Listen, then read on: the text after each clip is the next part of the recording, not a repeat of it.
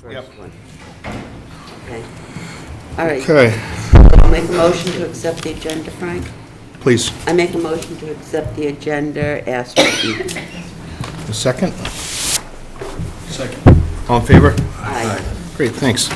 So, you said that 620 Revere is going to get continued? No, we're going to close it. Okay, 7 Revere? They're all 7 set now? Revere, the only thing we Okay. were waiting for was Board of Health approval, and so they did get approval. so we got a few minutes before the scheduled hearings, and I see Marla's in the room, so if you want to come up and fill us in a little bit, that'd be great. Thank you. I don't know if you've met all the members up here or not, but Marla's been spearheading our maps and Oh, okay. trails program, and she's pushing the trail clearers along and all Yeah. kinds of things, working with Men Jen. need a woman, right, Marla, behind? Well, that's my expertise, is herding the cats. Giving them Everybody else has, we have a wonderful committee we're working with. Everybody has a different area of expertise. We have people who know the trails intimately. They know the woods. They're able to create trails. Other people are printers. We have, Jen is a part of our group, and we have, so she represents conservation. Deb Lenahan has extensive knowledge in just trails and walking trails all over the South Shore, and has been very, very helpful, member of Wildlands Trust and North and South River Watershed Association. So we have a wonderful small group. We've been working diligently over the past year. I hope, Jen forwarded you the maps that we have come up with. I hope you familiarized yourself with them. So in essence, there are 7 properties that we have a CPC grant to map.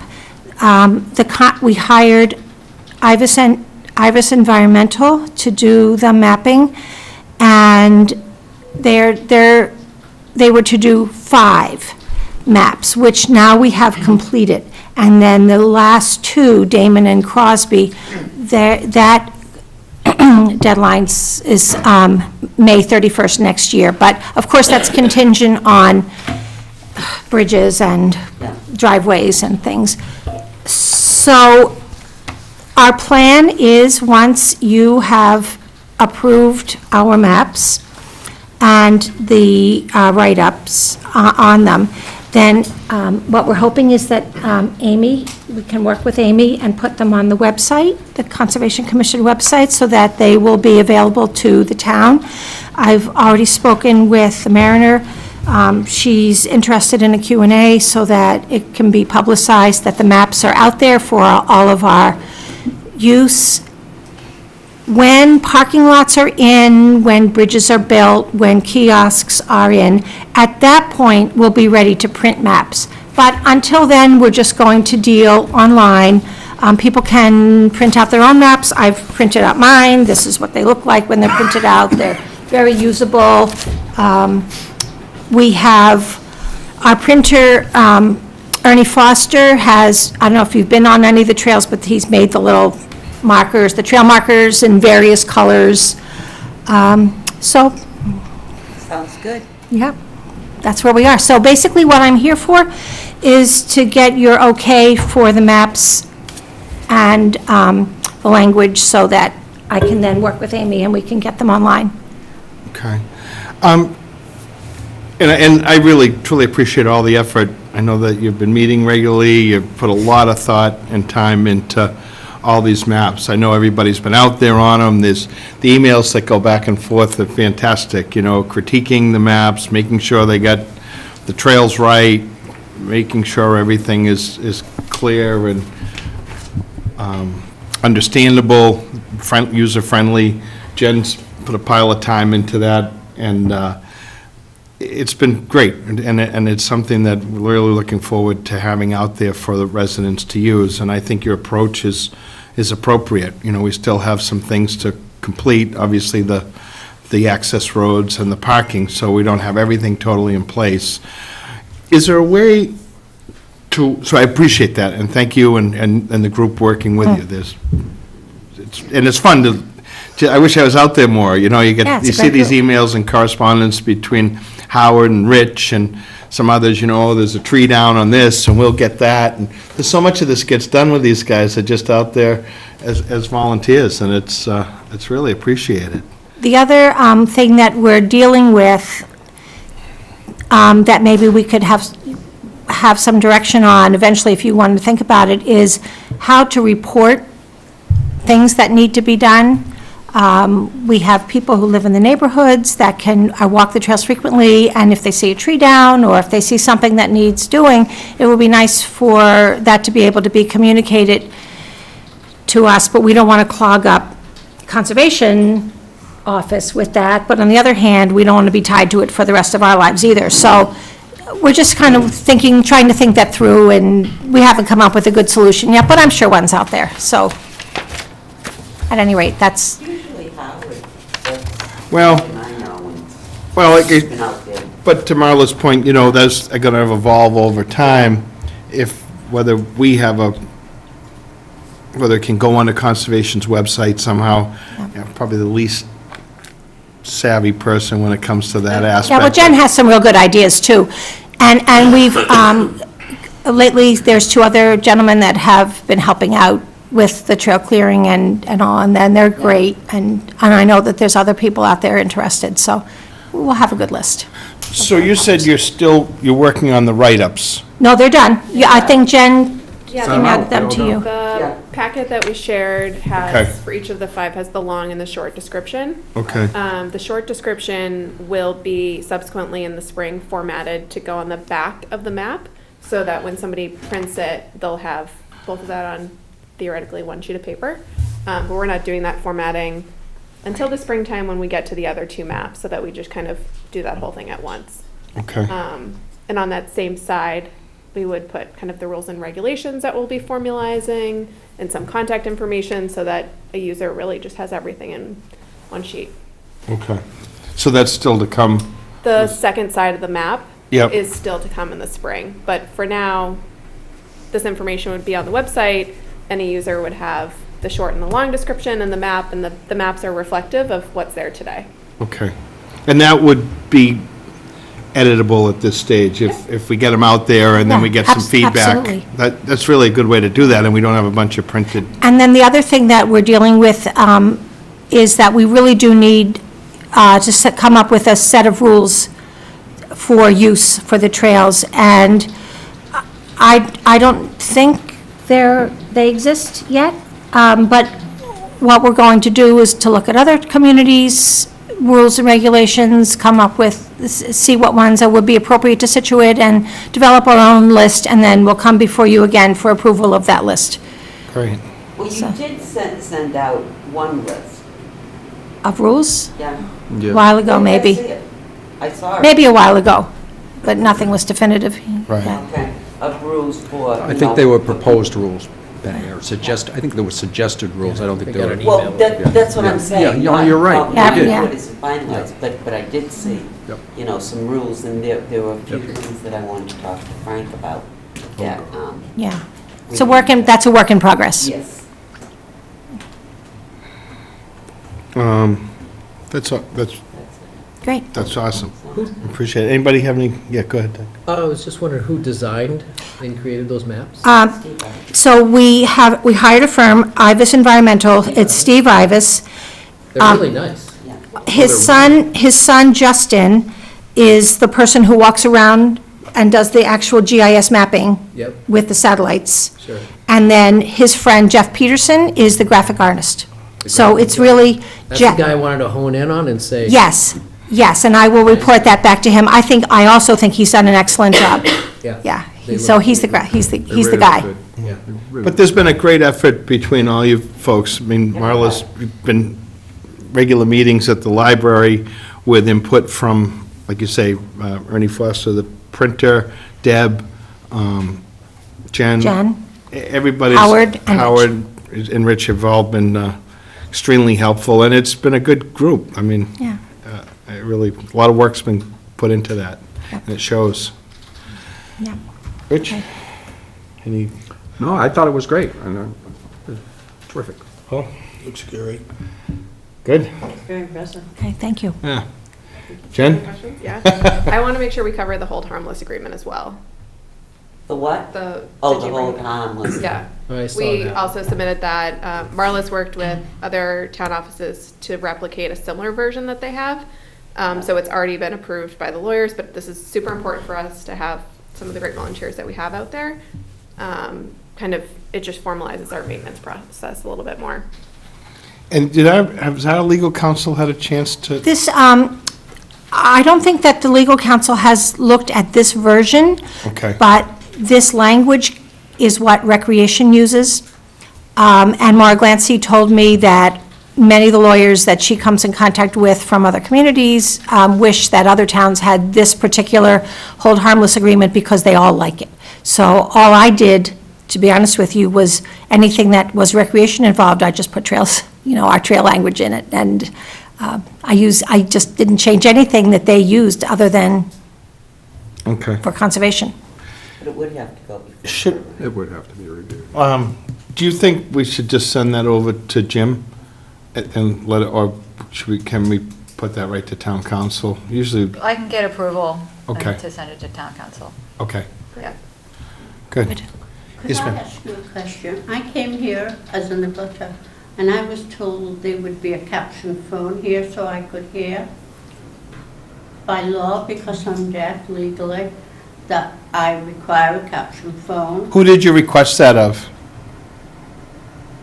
I got a letter from them and they said there would be a caption phone here. The state, I was at your last meeting when you was with Ross Engineering, and I had to have a caption phone because I don't hear properly.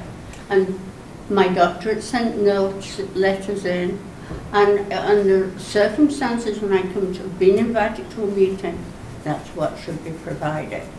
Who did you notify that you were going to be at the meeting tonight? I just got a letter from the town, and they know it's on my record that I'm legally deaf, and if I attend a meeting to have one. How would the town know that you were going to be at the meeting Because this I evening? am an abutter, and they said there would be a caption phone. I have a document, I didn't bring it with me because I didn't think that was necessary. Do you know what we're discussing right now? I'm not 100% sure. We're discussing town trails around the town. Okay. Well, you are going to have one with Mr. Ayres and Ross Engineering, and, We are. That's going to be a little later in the evening. well, it did say 6:15 on my letter. Well, Do we have one? what we do, Mrs. Hillman, is we start the meeting, Are you not going to provide me with a caption? we don't have one here tonight. Well, then how can the meeting go on if I can't hear it? I don't know. We don't have one at most of our meetings. Well, I was the first one, and it created a big stink. And Paul here was there, and he knew I... Right now, we're having a discussion about trails in the town. And then we're going to have other hearings as well. And it sounds like the one that you have an interest in is at 0 Edward Foster Road. Is that correct? Pardon? I can hear through my iPhone, but I don't catch every word. The hearing that you are interested in is 0 Edward Foster Road. Is that correct? That's correct. Okay. And I am an abutter. All right. So we're not there yet. We will be getting to that hearing this evening.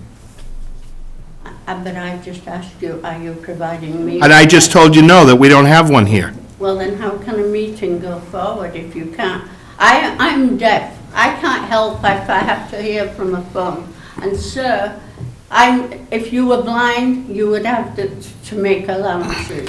And when we had a hearing that you were coming to, you requested that we have a device here. After by law, that's what... You requested it, and we had the device at that meeting. We didn't know you were coming. Did you request to have I that? request it for every meeting. Because I can't hear. If you were going to, well, we're going to finish with this person first. We're going to finish this one first, and then we'll get back to this, okay? Sorry, Mama. It's okay. So, with regard to the hold harmless, I think we will just get, Send it on to town's council. Yep. okay? All right. So do we need to take a vote for Marla to get together with, or Jen to put this on the website, what they have so far? I think I we're don't good to go. think so. They need Okay, to, do they need to vote that's to all I approve the wanted to maps? ask. Yep. Yep, I don't think so. I think we're all good. Okay, good, thank you. All right? Thank you very much. Thank you very much. Thank you. Great job. Thanks, Marla.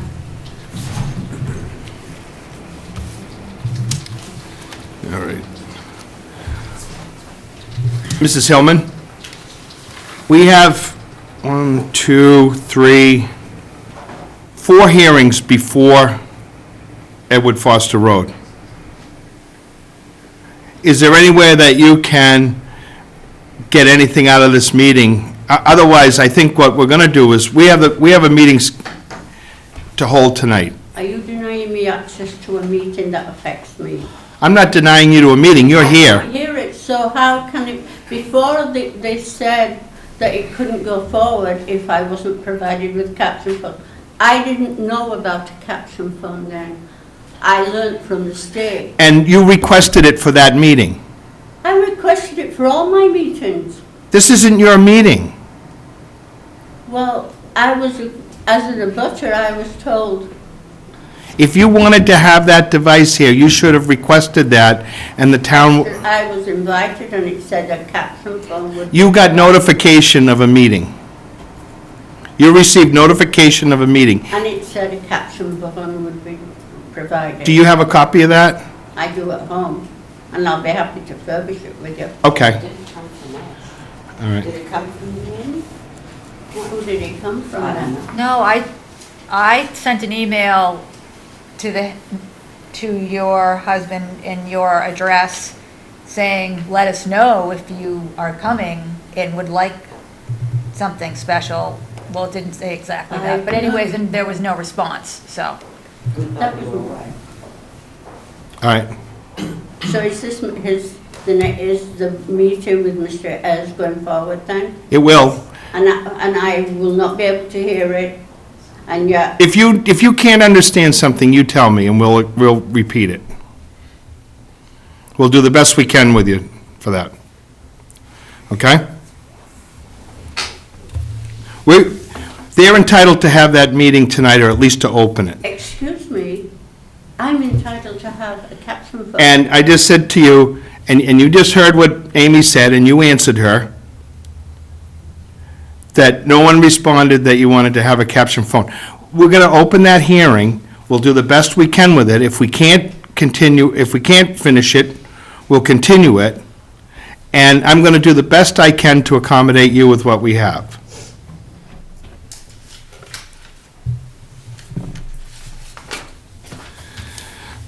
First off, we're going to go to 7 Revere Street, which was continued from November 19th. I make a motion to close. We were only waiting for Board of Health, and that's come in. Correct. Second. All in favor? Aye. 119 Man Hill is an ANRAD. This was continued from August 20th.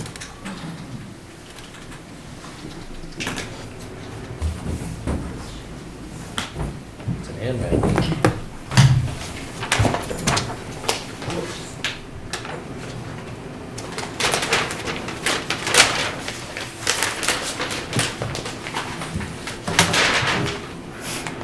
Thank you, Mr. Chairman. My name is Paul Maravito, from Ross Engineering Company, representing the applicants, John and James Lewis. We opened up the hearing. We explained the plan. This is an ANRAD application for 2 homes, one on Hadley Road, the other one on the address of Man Hill Road. They were sent out to review by Steve Ivis. His comments came back with one request. He'd asked us to further clarify how we establish the riverfront in this area here. And we did that. He sent his report back to you last Friday or Saturday. And what he indicated was he had gone out and looked at the tides as well. And he concluded with our findings that the lines you see on this plan are in fact correct relative to both the wetland. The wetland is the green line. This is the 50 and the 100-foot buffer zone to the BVW. There's also the riverfront, which is the orange line here, which is the mean annual high water of the stream, which is in this area here. And this is the 100-foot inner riparian, and this is the 200-foot riverfront in this area here. We also did a topographic survey of that to determine whether or not there's a coastal bank, and there is none. And he also concurred with that. So based on that, our work is complete, with Steve's is as well. I did review his report today that was emailed to us this afternoon, and again, the only information he was asking us to clarify was this area in here. We went on and did some additional survey, and we also observed the tides as well, and he agreed with our findings. And we do have a revision date on here of November the 29th. Penny? No, I'm all set as long as you answer what Steve's question was. Doug? Not a problem. I'm fine. Paul? No questions. Lisa? Jen? Amy? Yeah, it looks good. So the vote would be to close the hearing? Yeah. Is there anybody in the audience with any concerns for Man Hill, being read at Man Hill? Paul, I'm sorry, just where did you determine the coastal bank? There isn't one. There is none? We show the slopes are all less than 10%. Okay, And Steve agreed with that. okay. Yeah. Anybody in the, and nobody else, so, So I make a motion to close. the second, Second. all in favor? Aye. Great. Thank you. Thank you. Leanne Radcliffe. Yeah. The next 31 Candlewood, restoration of disturbed BVW and buffer zone.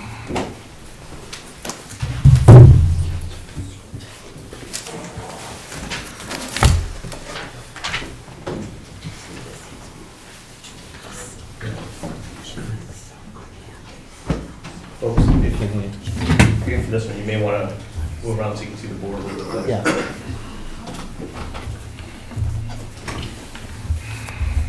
Good evening, my name is John Zimmer with South River Environmental, on behalf of Mr. Joe Kemen.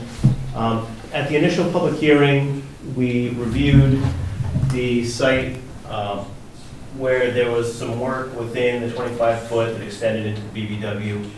As part of our notice of intent, which was in response to an enforcement action, we proposed restoration of the BVW after I delineated it, as well as restoration of the 25-foot buffer where Mr. Kemen had done some work. There's an existing electric fence that we propose to pull back in this area and then restore the buffer zone in here. At the hearing, we had some back and forth and some discussion with the abutters as well. So what we propose to do is go back and delineate the BVW boundary further down, establish where the limits of the 25-foot buffer were with respect to the existing trees that were out there, have a site walk with Amy to review, and then propose some additional measures to basically remediate what was done previously. So we did that. I extended the wetland boundary down further. We actually had the 25-foot buffer marked in the field. Amy and I walked the site.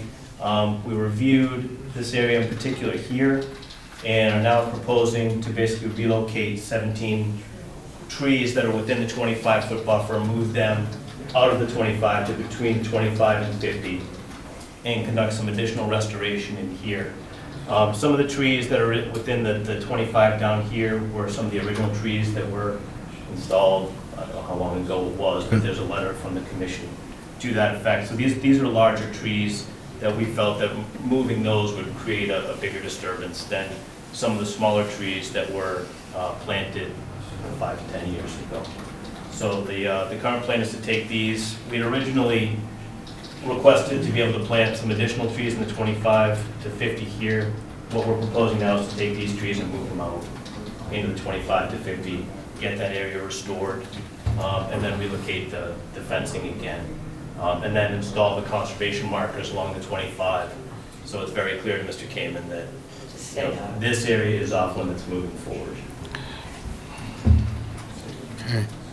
And we did review that area with Amy. I'm not sure if she had any comments. So where the dotted lines are on this, Lines here. is that proposed trees? That's where we had proposed additional trees, but what we're gonna do right now is take those 17 and move them over to here. Okay. I just think it should be clear to Mr. Kamen that even working in that zone, he's got to file or, notify the commission, RDA. So if he wants to do any more planting in there, whether that's part of this project or, he just can't just start working again without, Right, I believe he has 10 trees right now that are in pots that he wanted to put in there. Right, I told him, don't do anything. What I recommended that he do was to basically just tow them in an area either outside the 100-foot or within the 50 to 100 for the winter, just to winterize them. And then in the spring, deal with that subsequent to the issuance of an order of conditions that basically really defines what he can and can't do out there. okay. Penny? Nope, I wanted the trees moved. And he's moving them, so I'm happy. And hopefully he'll stay where he belongs now. Doug? Yeah, thanks for getting in the middle of this, John. I know that's, Had I known. yeah, I know, I'm glad, that, You have been a pleasure to work with, sir. yeah, I'm glad, I'm glad there's a professional involved, and I think that's what I was, hoping for too. I'm glad that he agreed to that. I know this is beyond your purview, but I'm hoping that he'll listen to some of the complaints and the issues that were raised by the abutters as far as some of the, just the good neighborly aspects of this, things that could be helped, that would probably have saved a lot of this, with the working at night. You can't do anything about it, and I know the commissions can't really do much about it either, but I guess I'm stating for the universe that I'm hoping that. One of the things we did talk about while we were in the field was a special condition relative to hours of operation. It's not necessarily in the purview of the Wetlands Protection Act, but it could be something that's put in there. I mean, I'm not Doesn't sure. hurt. It doesn't hurt, and it, kind of memorializes that we did have that discussion. That's a and good idea. We did understand, Yeah, that's a some of the good idea. concerns from the abutters.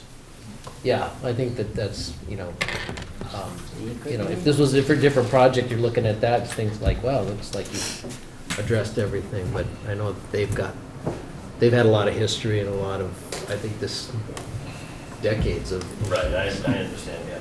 Right. But other than that, yeah, but thanks, I'm glad that you're in it. Richard? 7 years I've been here and this has been going on. I would be redundant and repetitive to say anything more, so. Well, Looks good. Lisa? Let's see, it's been 15 years that he's been doing this. How many new trees do we actually have in the 50? How many new trees in the 50? None.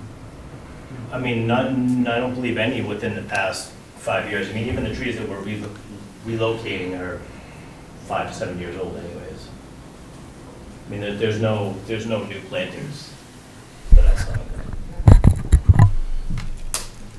And is there an area, a safe area, if he goes to plant that? I would say the only safe area moving forward would be, from the 25-foot out and only with the commission's prior approval. Is there a way of like drawing that area Well, so what- it's what- clear for him what- to what say, we're proposing- this is the Well, only he place? just said, he's going to put posts. Right. What post? They're gonna put in basically 4x4 cedar posts with conservation markers on them that basically say, no sensitive resource, no work beyond this point. So they'll be set at the limits of the 25, so it's very clear. So we can only move towards the house. Right. No, he doesn't use a tractor on the other side of the fence, so. All right, well, hopefully this time it'll work. Jen? I might have not been following the details super closely, but, so there's 17 trees moving, Yes. Right, and then, these 17. but then there's 10 trees to also go in, so that's 27 trees going in the ground? Well, there's 17 trees that are there now that are gonna Yep. be relocated, and then there Okay. were, I think, 10 additional trees that would go in this area back in here. On those dotted lines between the Correct. 25 and the 50? Right. And I think from that point forward, and it can be conditioned to that effect, that the only trees would be the ones that are existing would go in, plus the 10 that we saw out there. Anything moving forward would require a new, RDA. I would say I wouldn't do an RDA. I would go right to notice of intent or anything based on history here. Because an RDA, you're most likely going to find that there's going to be an effect required. Sure. And then a line. I guess I'm just wondering if maybe there's a second phase of a plan that could show a little bit more specifically the 27 trees going in, instead of it just being where there's been like Silk Creek before in terms of like things taking some advantage What I- of circumstances. What I you know think, I'm saying? what I think you could do is put in a special condition for an as-built plan after he gets the trees in, because the surveyor did go out and he identified, Okay. you know, this is the actual location of the trees. Once these trees get relocated and the other trees get put in, he'll need to provide an as-built plan showing the exact locations, and that way you guys will have that before you issue any type of certificate of compliance. That's a great idea. Thank you. Amy, do you want to add anything for Cayman? No, not really. I mean, I think the as-built is a great idea. I mean, it's required for a certificate of compliance anyhow, but I think we could do an interim as-built, you know what I mean, just to associate a timeline with it. Yeah, because he's not going to foresee a sleep in any rush. There's no reason to. Right, so, I mean, you could say, Yeah, you no, know, like Amy said. in 2 months. by date certain next Yeah. spring, Right. We want to that see an exactly. interim as-built. Well, we be- can be go out there provided. too next spring and see. He needs, you know, somebody to keep an eye on him periodically. Well, I think Go out and see. it would definitely be helpful to have specific dates. Yeah, Because exactly, then, if those dates go by, then you have recourse to. exactly, in black and white. One, just to go back, is the blue spruce still being removed or not? Because if there's a way to keep those 17 trees away from that, do you still need to remove the blue spruce? I mean, it's an ornamental. Oh, I don't know, we just tend to like trees. Yeah. So I just say, yeah, I mean, if you want to exclude the blue spruce from getting relocated, that's fine. The only issue is that, I mean, the relocated fence was very close Yeah, to that 25-foot buffer. I mean, we could just exclude the spruce from being relocated, and we'll just make sure that the relocated fence comes on this side of it. Spruce won't survive. It should. I mean, it's been there for a long time. No, I mean, it would survive a relocation? Depends on, you know, how big of a piece of equipment they get out there to get the root ball, so. Is he proposing to relocate it, or is I think that, he was gonna, I think the plan was to basically plant a different blue spruce. Why not just leave it there? Fine with that, that's fine. So you just make sure to include a condition that the spruce remain. Yeah.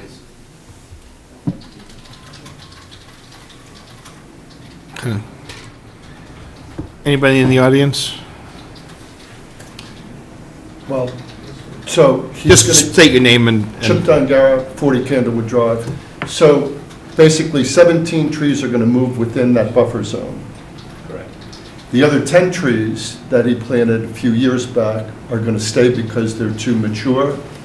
The ones The down. ones that he put in where he didn't follow the guidelines, those are going to be, they're going to stay? At the time, when the commission wrote the approval letter for the work within 25, the original wetland boundary that was delineated by the agent at the time, by Pat, was significantly further down. So, I mean, I think that the 25-foot, and right now, the way that I have it delineated, those additional trees are right along the edge of the 25, and I think it would do more disturbance to move those larger trees than it would. So the 10 additional trees that I was speaking to, those are smaller trees that he has in plots. Those aren't down. No, I was talking about the ones he had planted. Right. Okay, and everybody's fine with that those trees should stay? I think one of the reasons that the commission has allowed him to work in up to 25 feet away rather than 50 is the state has a smaller zone. 50 feet is the Scituate bylaw, and the state has 25. When you're doing agricultural things, the state can very well supersede the town and allow someone to work within that. So the logic was, as an agricultural piece, if he was trying to build a swimming pool or a patio or something, it would be a 50-foot setback unless there was some special reason not to do that. But because of the agricultural use, the trees being an agricultural piece, the commission agreed to allow him to work up to 25 feet from the wetlands. That was a discussion that I recall back when we had these different meetings. When you say the state, do you mean like the DEP? DEP. Okay, so if in fact the DEP were to get involved in this, then they would make that determination?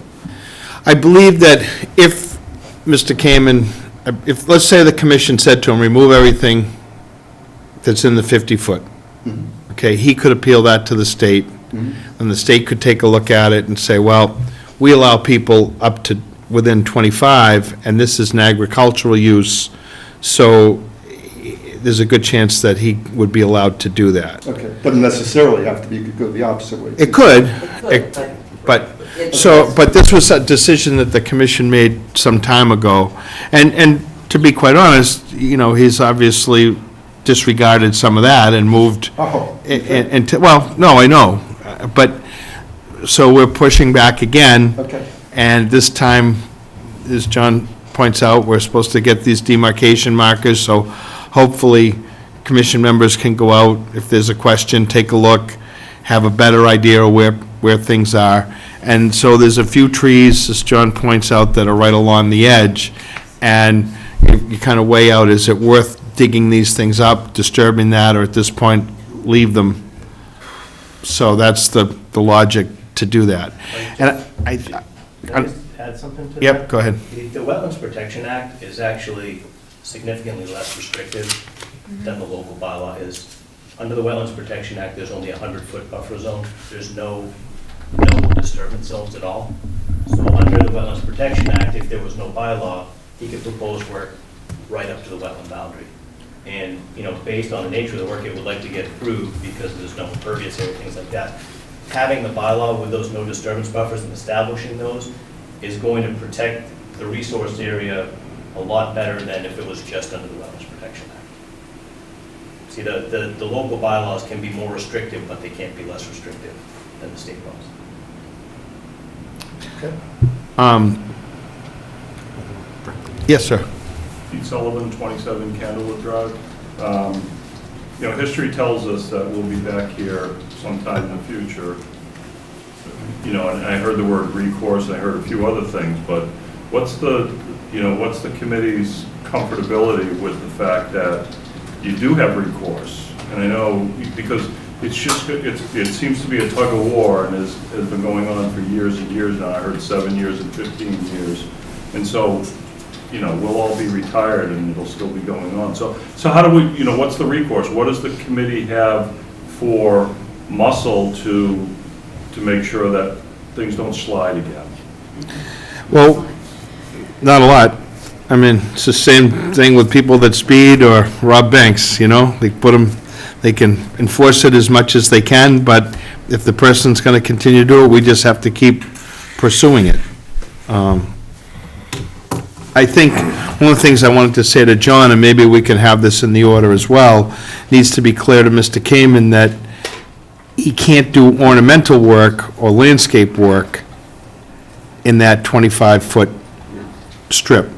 It has, the only thing that can be, and he's obviously still got to come back to the commission, but it's got to be farm-related. Right, the only thing that I told him he can do in that 25 right now is the restoration work.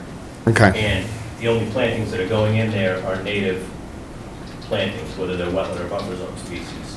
And you can absolutely put a condition in there that there's no activities within that buffer zone without, prior approval from the commission. Okay, see, I'm a little unclear then. So in other words, not only are the trees going to be moved, but there's going to be restoration, that there's more vegetation that he's going to plant? Yes.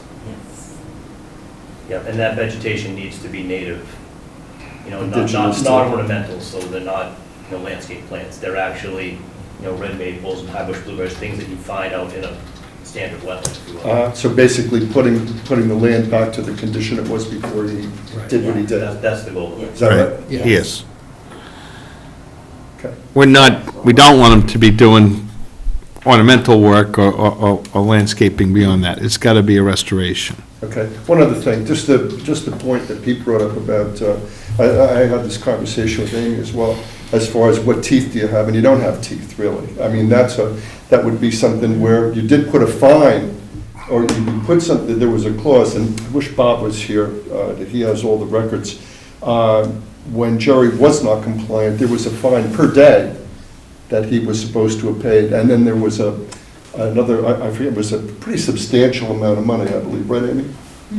Yeah, and that was just disregarded, and in the meantime. It's not just regarded, it's the function of actually being able to collect that money, and how far the town can pursue that.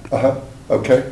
And how much it's gonna cost the town to pursue. I see, so all right, so just help me out with this, and I'm not trying to be obtuse here. No, But if in fact you're going to say, look, you can't do this, and he goes, okay, well, I'll just do this, and then if the footsteps of the past are any indication of the future, he'll do just what he's done, and we'll cut him a break, maybe he won't, but if in fact he does do something where he brings in 100 truckloads of whatever he did to level all the other vegetation on the other side of his property, there's really nothing that we can do or that you can do about it, no fine. as soon as there's activity that you don't think is compliant, you notify the commission, as you have in the past. Right. The commission can go out, give them a cease and desist, whatever it takes. Right. And then unfortunately, we can wind up circling back to this whole thing again. And it doesn't make sense for either one of us. It's certainly not something we want to spend a lot of. You spent 20 years on it. Or you, and with Mr. Kamen, it makes no sense to me because of the amount of money he spent with these engineers. I mean, Once he's capped, that he hasn't thrown off his property. well, Okay. he's paid plenty of money to the town through escrow. It's gone into escrow. It pays these engineers, Okay. oftentimes these engineers are paid through an escrow. We make him put money into an escrow account, then the town pays the engineers. I get Yeah, it. so Yeah, once Yeah. again, I'm not trying to be difficult, all I'm suggesting. there's no way in heck he's gonna get the money out of those pear trees to pay all these engineers. That's for sure. So, Frank, I have a question. Just, I don't know if it's possible. Out of the escrow account, would it make more sense to have someone else plant these rather than Mr. Kamen? And therefore, those people would respect the boundaries and then the plantings would go in? I don't think we wanna get into directing, I mean, in the case, what we would wind up doing is if they don't comply, we have issues like where someone's supposed to do a restoration plan, and let's say it's a new house. So someone's come in for a set of orders, they want to build a place. we want to make sure that it gets built, similar to Toll Brothers, then they either put up a bond or they do some other means to prove that they're going to get that done. But they're in the process of trying to sell something or get a permit. In this case, he's already done it. I don't see that we're going to get much money out of him in terms of a bond to do this work. Okay. I'm sorry, why is that though? That sounds like a really good idea to put up a bond for that. Why wouldn't he do that? I don't see how we'd get that. I think we've got a set of orders, he knows what he has to do. I just don't see it being a practical way to do that.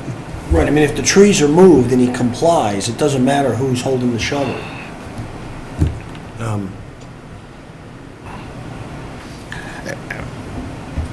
No, it's fine. I wouldn't imagine No, but the if he town would want to be complies, in the it doesn't position of matter who's being holding a the shovel. landscaper that would subsequently be doing work on somebody else's property. It would, That's a whole Sounds different like a animal, though, but then comply. hullabaloo. Yeah, I mean, we do performance bonds for road work. Right. but That's different than this. Oh, I'm sorry, I'm just misunderstanding it. I didn't mean for somebody else to come in and do his planning. I just meant that there would be something that was put up that in case he showed the disregard for this. That's what I was suggesting. Right. I know you sighed and, you know, but I mean, does it make, I mean, No, I understand what you're saying, and again, if someone was coming in here and we had concerns that they weren't, that, let's be, Amy says, let's say they're building a road, and they're supposed to build detention ponds as part of that road, and they can't build the detention ponds because it's winter, or it's wet, or it's muddy, and they want a release from us, then we'd say, yeah, we could give you a release, but you've got to post a bond that you'll finish that work. I see. I don't really see that being a practical application for this project. I think that we need to move forward as we see this. One of the things I want to make sure is that the demarcations are there, so it's not only going towards your property, but towards other folks as well. I mean, this has happened on both sides of the property, and we've tried to rein that in Okay. with, Can we Yes, sir. have GPS coordinates on the markers so he doesn't move them? So that's where I was going, but my question was, As who's part of the actually, as-built plan, you'll have them, because they'll physically locate the markers. Okay, perfect, and then there's, who's gonna install the markers? The surveyor. Yeah, we would do, I mean, the surveyor would locate the the locations of them, then typically the landscape company would. so what we're asking for is what John proposed was to not only say, here's what we want you to do, we want an as-built plan. So he needs to put in the markers, move the trees, then give us a plan. So an engineer's gonna go out there and make sure that all those things are placed appropriately. Right, relocate the fence as well, that'll be. Right. So then all that information comes back to us, so that he's got to put it where it's supposed to be, or we don't accept that as-built piece. Should we be specifying specifically how far apart the markers are? It will be usually, in the orders it says. We talked about that at the last meeting. I Mhm. think we talked about every, like 25 feet or Yeah, 50 feet? that's normal, 25. Maybe a little bit more frequently might not be terrible. I agree. 25. 25 is pretty good. Yeah. Can't miss them. We know. Okay. Anybody else? Any other thoughts? Just so I'm clear then, so this is the extent of what, there's nothing else that's going to be going on at this point other than this restoration. Is that right? The Yes. restoration, the only other thing that was included was the removal of a barn or a shed that's in the 50 to 100 back there. And this will all happen in the spring, or can they do plantings now? The restoration work will happen in the spring. Yeah, They can't really do it right now. and the trees? Same thing. Yeah.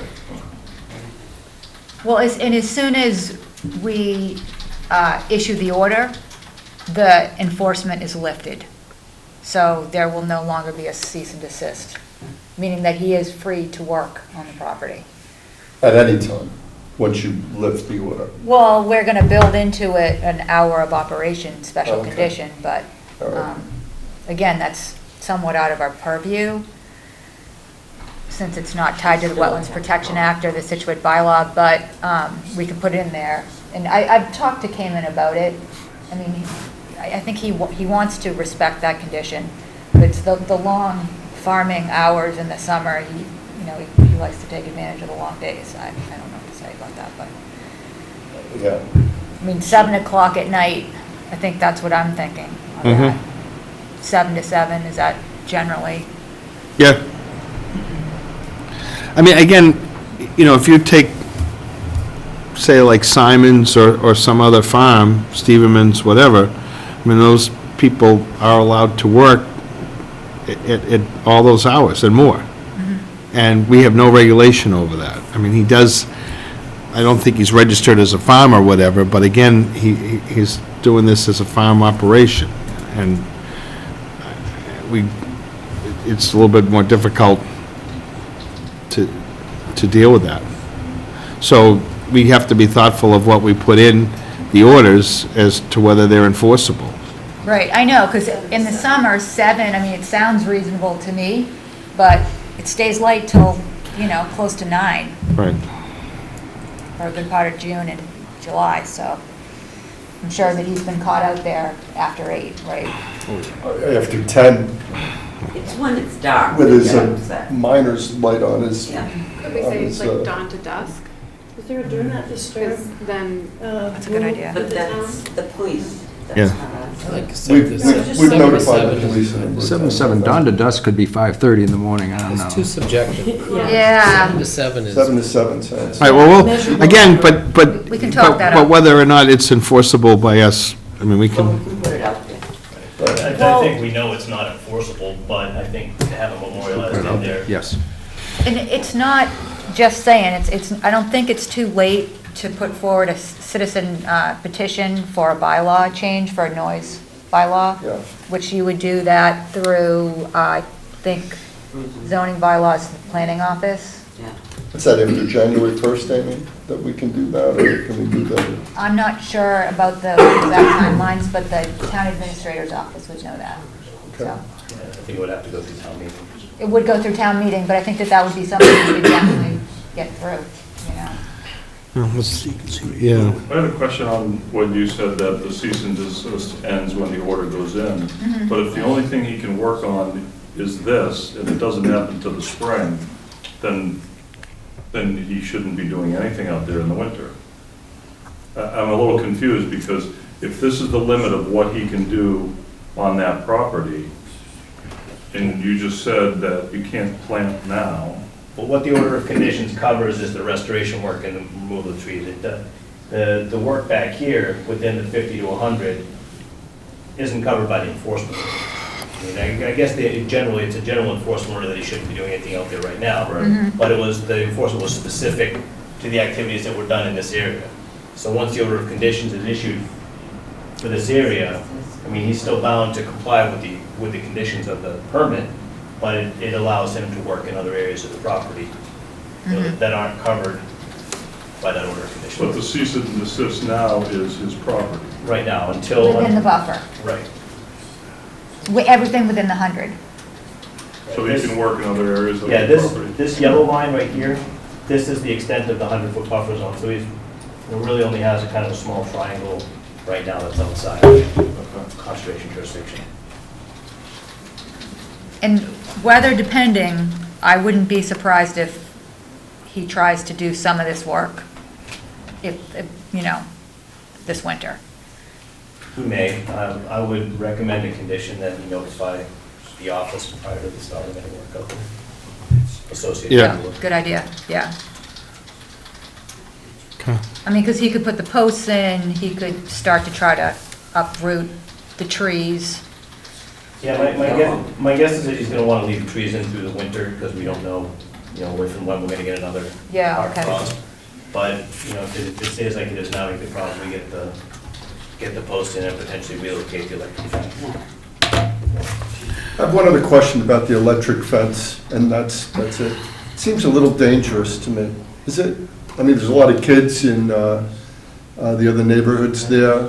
Certainly, I mean, you know, it certainly prevents wildlife, I guess, from entering. But what about the children? There's, I guess Bob Comerford, I'm surprised he's not here now, he must have gotten tied up. He said there's probably about 20, 25 kids that are right on where Tilden's farm was. And you have an electric fence out there. I mean, does that pose any sort of a hazard?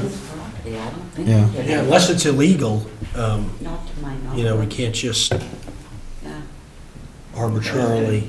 My guess is the kid would need to make an effort to get back into his property because it's Yeah. basically wetland, So almost, they're on almost private everywhere. property, really, for the kids.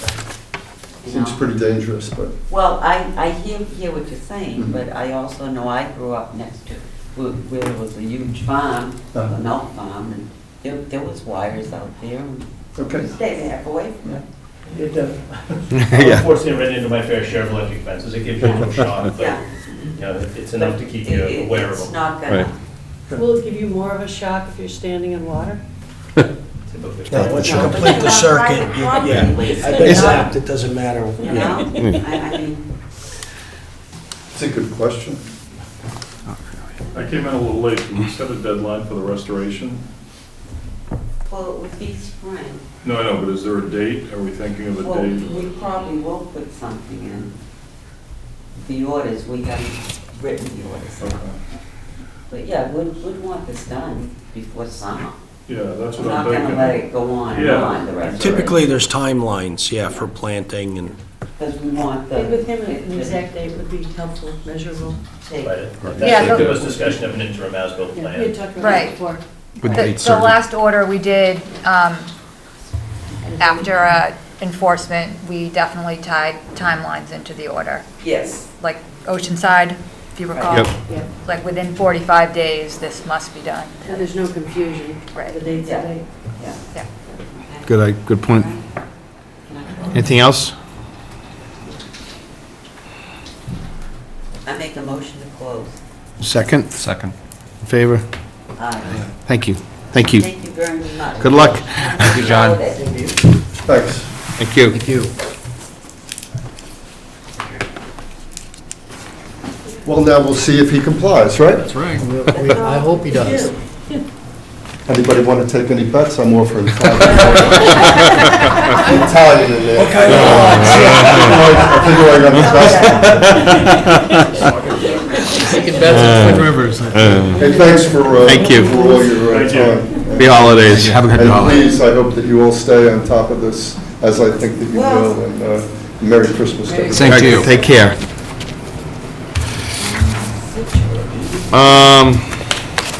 Rad for 606 Chief Justice Cushing Highway.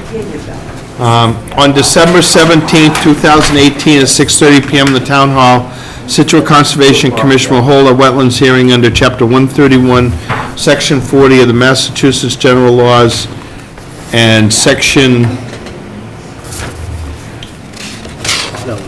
Yeah, I don't know, that's this gentleman. I don't have one. No, I thought we continued this, didn't we? Oh, I'm sorry. Yeah. It was just in bold, so I thought I was opening one. Sorry. All right. My apologies. You're up. Awesome. Good evening, everyone. Thank you for your time. My name is Sean O'Connell. I'm from Activitas in Dedham, Massachusetts. And on behalf of Maura Glancy and the town, we submitted a ANRAD application seeking formal verification of delineated wetlands and classifications behind us at the high school athletic fields. Since then, the wetland flags and resource areas have been reviewed by Atlas Environmental. They generally agreed with the flags that are out there, with the exception of one flag, an isolated wetland at the northeast corner of the track and field facility, which she's asked us to move approximately 4 feet to the north, and we have no issue with that, so that's fine with us. Penny? No, I don't have any problem with it. It's got a lot of numbers all over. Spot elevation, all I say, that surveyor took a lot of shots. They They're were tight, busy they're out tight there. too, they're like Yeah. some 5-10 feet apart from each other in some places. Yeah. That's, No, they're getting ready for big doings out there. The only thing I was looking for is because I'm a pain in the butt. Oh, there it is, never mind. The datum's on the notes. Okay. I'm good. Paul? No questions. Lisa? Nothing. Jen? Nope. Okay. Anybody in the audience on this one? I think this is pretty straightforward. This is going to be, this is leading up to renovations for the high school track And the and field. field. Big So, ball. but the first step is to make sure that we've defined all, and we've sort of done this before. The track was repaired with the high school renovation about 15 years ago, so. It's pretty straightforward. Fun will begin. Yep.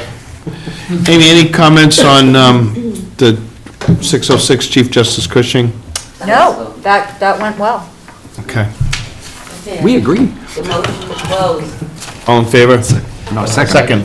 Yeah, there you go. All in favor? Aye. Good. Thank you very much. Thank you.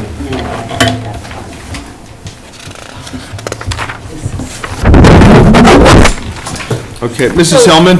Yeah, Frank, so, Yep. I think the best way to handle this is to try to offer Mrs. Hillman to bring her up as close and Yep. participate Yep. as much as she can, and if she doesn't get everything she needs, we can, and she wants a card for next time, because there's no DEP number. Okay. She'll be close. I do have a question too.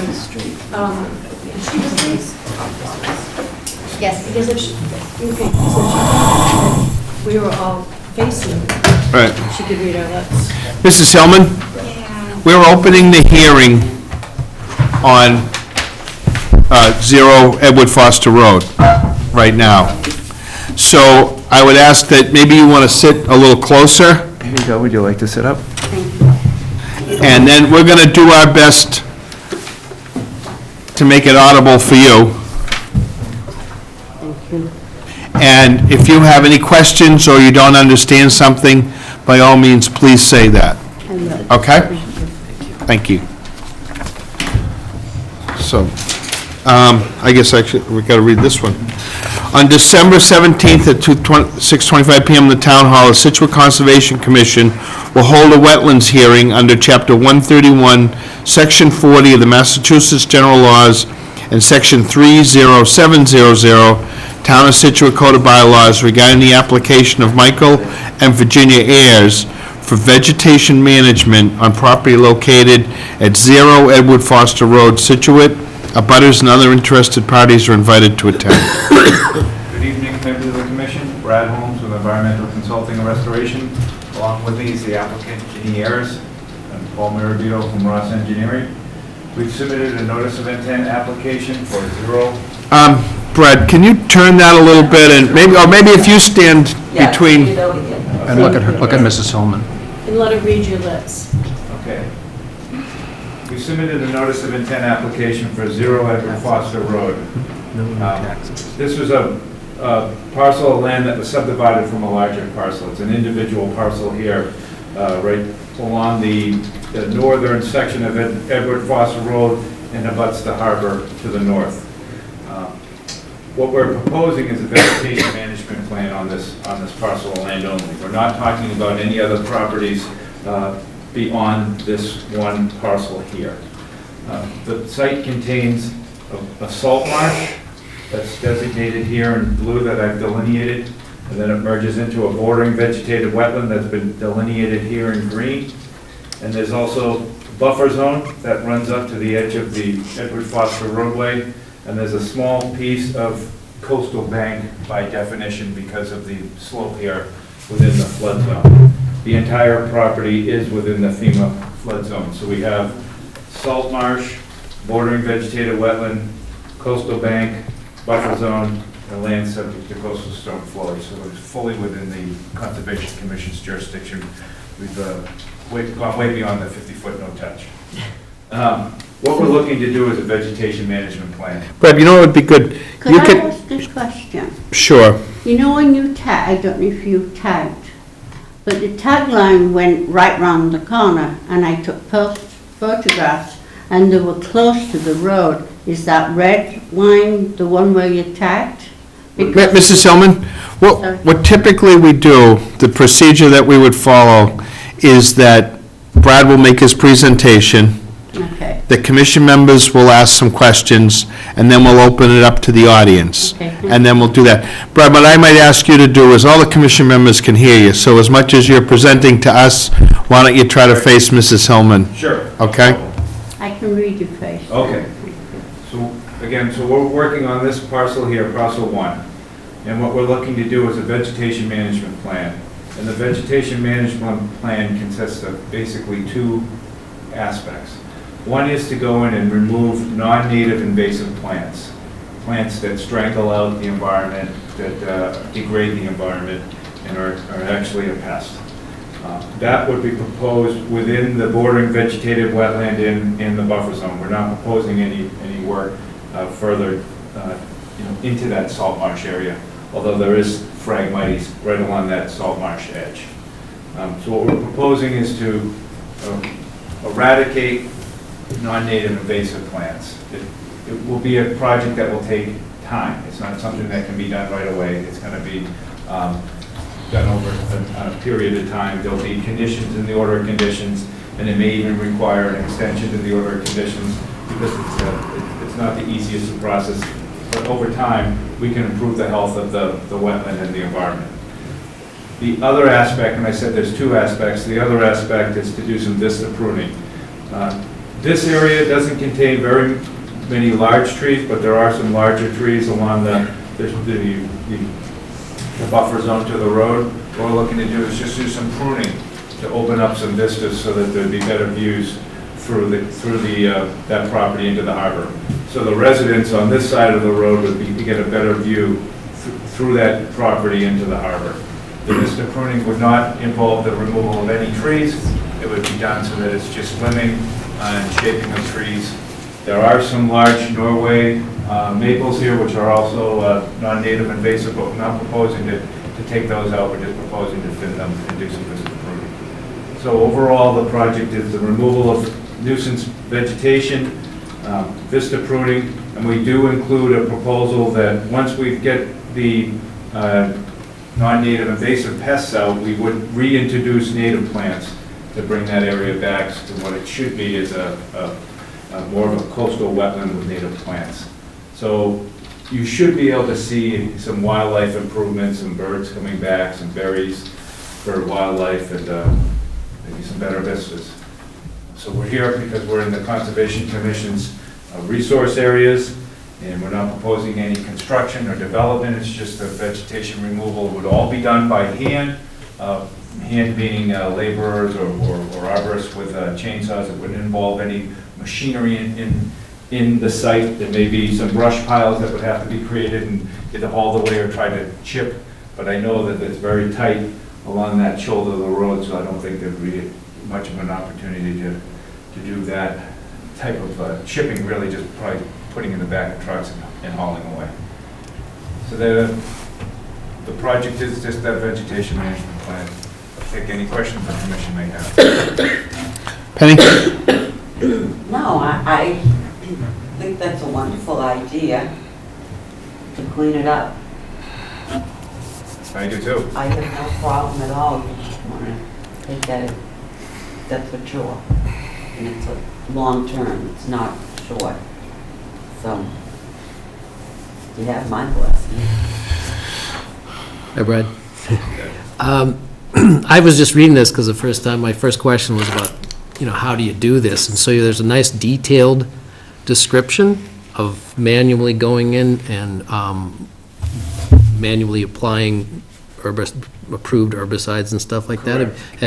And out of curiosity, have you done jobs like this? And are they effective and long-lasting? And I try to be involved as the overviewer, other than the labor end of it. I would get that part, yeah. But, yes, so the proposal is to have a licensed herbicide applicator. So it works. So that they're licensed and that they follow the methodology. There's a few outfits that I work with, routinely work with Chris Bolliton with Bolliton Ecological. He's been around doing these types of projects for a long time, and they they do work. It's just that you can't just do them once and walk away. There's ongoing management. Okay, nice.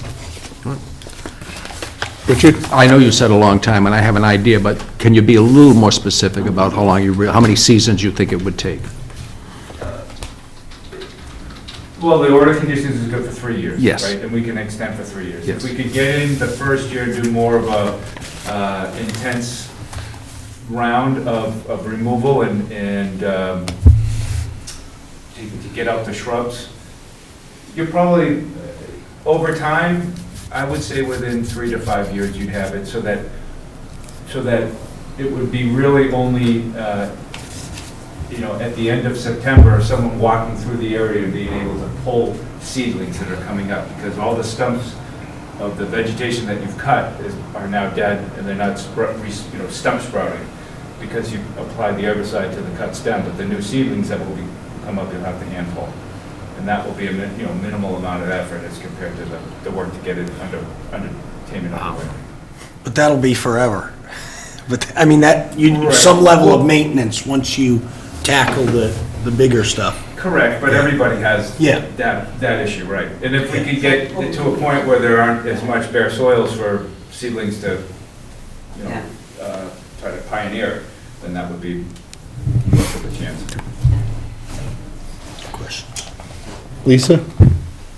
I think it sounds like a positive thing for the land as well as to bring back nature. Jen? Yeah, I agree. Amy? I also agree. And so just a couple of comments. One would be that there is not currently a DEP file number on this, Okay. so we won't be able to close without that. But I mean, it appears to me to meet the requirements of the act and the bylaw, and a positive thing for the environment, so with that said. Okay. Mrs. Hillman, did you understand most of what he? Well, I have it down on my tape as well. I can't decipher it all properly, so I have to, this Sure. tells me what's actually said, it goes through another process. Okay. Is where the red mark, where does at the top, is that where it goes at Prospect Street? The Prospect Street isn't located on this plan. No, It's so just from Edward Foster north. Well, I think you're over in this I live area. right next door to Right. Michael. I'm a property Yes. owner. And a lot of this has been, they've been putting a lot of plugs in at time and trying to bring it back to life. Right. But if you come further down where the telegraph poles is, then you have the high water level there. Well, it's not a high water level. The land comes high and it's full of boulders. In the future, will they be building on there? We're But not that- proposing any building here, Oh. just for cutting of vegetation. At this point? Correct. The land is. And what about, are you going to be filling? Somebody told me you was going to be filling. No? Will the metal bar still be around the edge of it? The guardrail? Yep. Yes. Yeah. That's in the town right of way, that's not on their property. No, I know, but it comes straight after my gate and it goes right up to the first bend after the Right, bend but on Edward Foster went through. Right, that would be within the Edward Foster roadway layout. Mhm. We're off, that's not, we'd be in the town of Scituate's property if we were to do that work. So we're not in that area, we're north of that, on this small triangle here. Oh, the top where Mary Doherty's was. That's over here, yes. Okay, This well, piece she had here. 2 lots there. She bought the first piece of land from Mayfrew Trowell that owned all that corner. Okay. And so it does, I'm concerned about, to make sure that you're not going to change the actual structure by filling, because we have lost so many shellfish, and the marsh are like a rubber band round the harbour. If you lose all the marsh and build so close, we're going to have more flooding in the harbour and more water could come further forward to the bridge. Right. We're not allowing, they're not doing anything in the marsh. No, I'm just asking that. Yep. so- No, I understand, and we know you're concerned for that as well. Their process, when they remove invasive, they're going to be removing plants that should not be growing there. A lot of people have brought shrubbery and plants in, and then the birds spread the seeds, and we wind up with plants that really don't belong there, things like bittersweet and vines that choke out native plants. Oh, yeah. So what they're trying to do is remove the non-native plants and trying to get plants that would grow there that would actually be better for the environment, better for the habitat, better for small birds, animals. At the same time, clean out some of that so that they have more of a view of the harbor, which I'm also assuming will improve your, Oh, yeah, I'm not on about that. okay. The harbor is very important to me. Yep. Everything that happens in the harbor, all the shellfish that have died and things over the last few months or years. Yep. I'm just. So none of the work that they're proposing would do that. What we need to be, as a commission, and also your question about building, you can never say never, but what's there for land is non-buildable. It's too narrow a lot. So it really, you can never say never, but it would. Well, according to our deeds that Mayfruit Charles said, that piece of land they bought, because she sold it to them, can go as far as the eye can see right into the harbour. And that's on her deeds from 1989 or something. So, right. You know, so there's a lot of turbulence and things that go on there too. Yep. Could I ask you one more question? Are you going to leave any mature trees there? Because we do have a lot of oaks around. All of them. And they can't go to the church now, so they really need a nesting place. We're not removing any trees, only pruning. Yeah, okay. Because there is a lot around and they come around every day. Right. And there's very few big trees now left on the cliffs. People are cutting them down, but they have a purpose. And I think it's important that a few very large trees should be left. Well, when we prune out the trees and take out some of the vegetation, they'll be able to get in there and get those mice and rabbits a little easier. Actually, that was a question that I had, though. Would it make any sense to leave a few brush piles? We could do, well, yes, we could do that, so, I'm thinking out loud on that. Yeah. I wouldn't want to leave the invasive brush, you know? what I Right. mean? But you're going to be taking limbs and stuff from Right, the, we could make some little thickets. I think that environmentally, I mean, some of the projects that we're doing as a Critters. commission, Right. we're leaving some small brush piles, definitely. and I think it would be worthwhile Mhm. to do that as well. Clean it up. Yep. We could do that. But referring to the red tags, where did your red tags go on there? Because it was all red tagged, and they were really close to that fence, that metal round.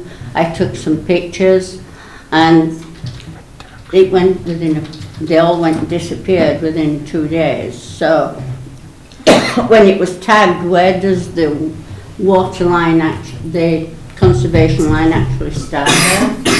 Well, the whole lot is in the conservation area, but the lot, I think you're referring to, is there was pink tags? Yeah, there was all As round. you get right down here, I kept going, when I delineated the Yeah. property originally, they do go right up along the edge of the road.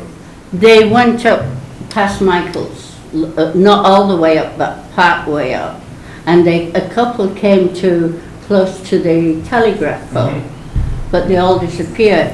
Do those red tags stand for anything, those pink tags? Is this a boundary to say? It marks a wetlands line. So that would be where the wetland actually starts, and the road there is only less than 10 feet. Right. So then it's how, is it 100 feet that there is? There's buffer zones to a wetland, Yeah. yes. How many feet do they actually have? They're working all inside the buffer zone, but they're not building anything. They're clearing out Yeah, and shrubs. So everything that they have is within jurisdiction of the commission. yeah, but I was asking for my own knowledge, that you have these all pink tags, and when conservation was doing the marking in how many feet they can go up the property, what does those pink markers really stand for? Does it mark from there, that's your wetland? Yes. Up from there, so it's 100 feet from there. There's a 100-foot buffer from there, but you also have a road that's all in the buffer. Yeah, but the road is only 10 feet wide, but the property, Michael has 202 feet, I have 207 feet. Right. So, you know, where that road is very close. Mm-hmm. But But I think it would work as long. The road really doesn't have any impact on what he's doing No, here. I know. Okay. I think it's a good idea, providing we have a lot of visitors there that come in and go, you know, and they need a home as well. And they'll be much appreciative where they have more food source. As long as we don't get any more of those white dogs that come around. Yeah. They need to eat too. Anybody else in the audience? We can't close, we have to We continue. have to continue? Yeah. Just for the DEP members. So I make a motion to continue to January 7th at 6:20 Edward Foster Road. Second. All in favor? Aye. Great. Thank you very much. Thank you. Thank you. Mrs. Hillman? Mrs. Hillman? So we continued this hearing Yeah. because we don't have a number from DEP, from the Department of Environmental Protection, the Okay. Massachusetts Department of Environmental Protection.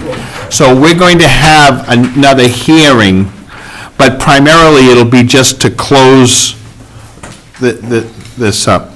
So just between you guys? Yeah, and- everything's been discussed, and we'll just be waiting for that number, Okay. okay? If you listen to your device Yeah. and you have questions, I suggest you call the office, talk to Jen or Amy, and see if they can answer that question for you. Okay. In the future, if you're coming to one of our meetings, you need to give us a heads up that you're going to be there and that you're going to want some accommodations, okay?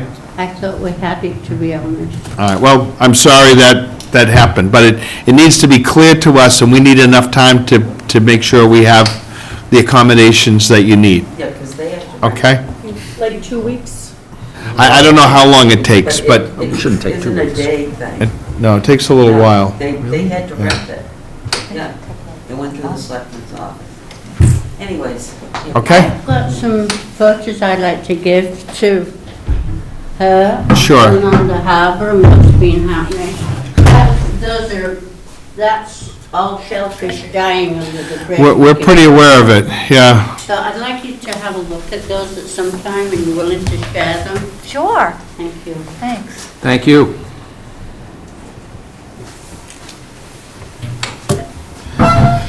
Um, 20 Newton Street, rebuild existing porch. I don't know, is Bob So, coming? you know what? I don't see him.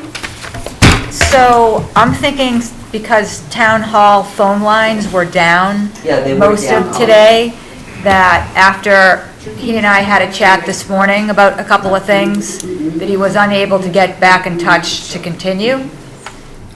Because we did have a couple of outstanding items that he was working on, but we do not have an official continuance that I'm aware of, so. But he isn't here, so we'll just. Well, Yeah, I think we should just open it and then continue it. that's what I think too, yeah. Okay.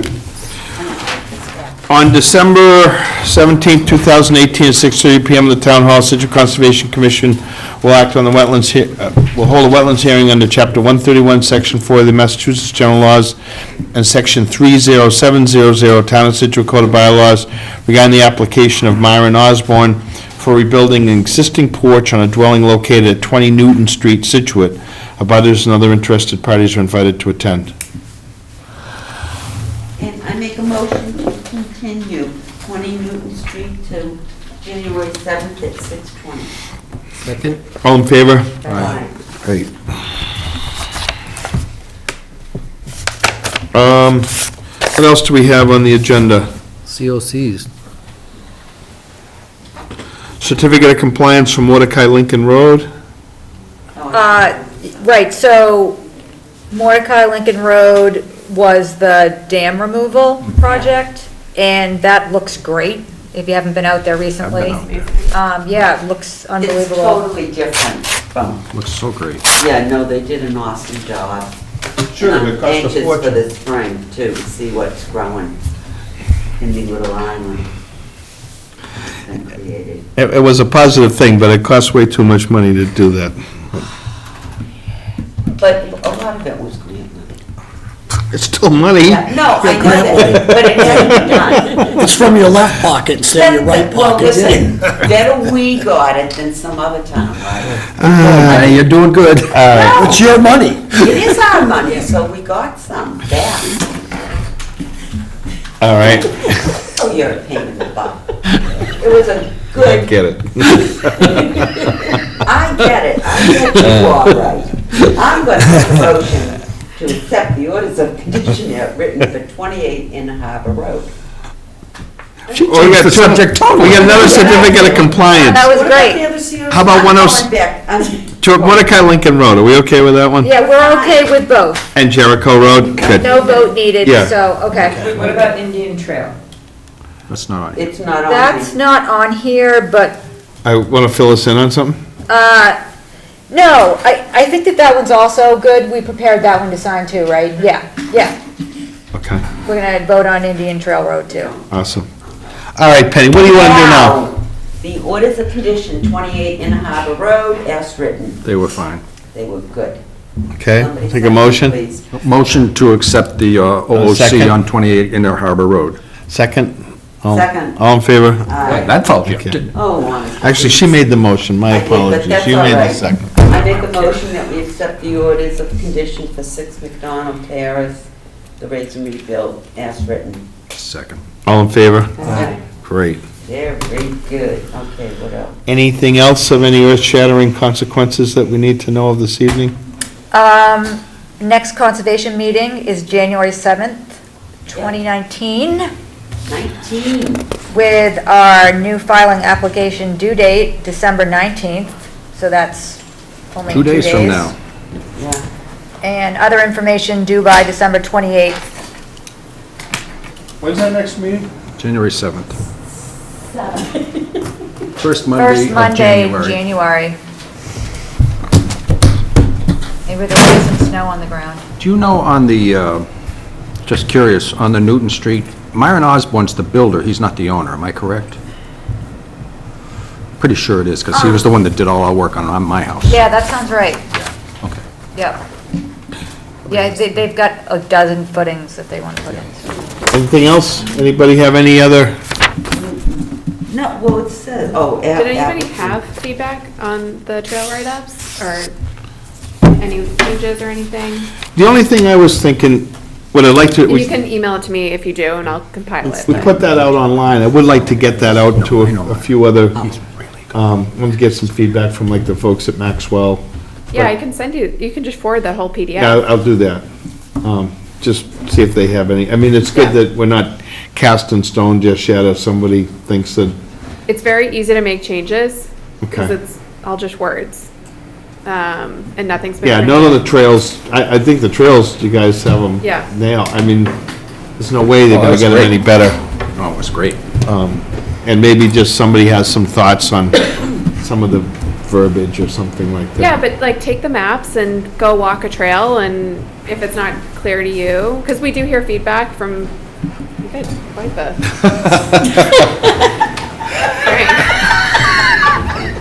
You're gonna get it all the way, aren't you? I don't know, he didn't stop and say hi today when he drove past me, so. It's been a little busy this week. But feel free to send it and take the maps out in the wild and send any feedback over. You know, what'd be really good is we Always make need to plan a Concom outing the soon trails. Yeah. on the trails. Yeah. Yeah. Let's wait for a blizzard, and then we'll do it. Well, last winter, remember we were gonna Yeah. walk the swamp when it froze over, and then we never did. And then thought out. So we should plan both. Yeah. Right? That's right. That'd be fun. Yep. And maybe we could lose a few people along the way. Yeah, you. There is true love going on This is here. the last time it got dark, and this sucker just about lost. Wait, his should we close the meeting, maybe? Yeah. Yeah, I make a motion to close. Yeah, close. Adjourn.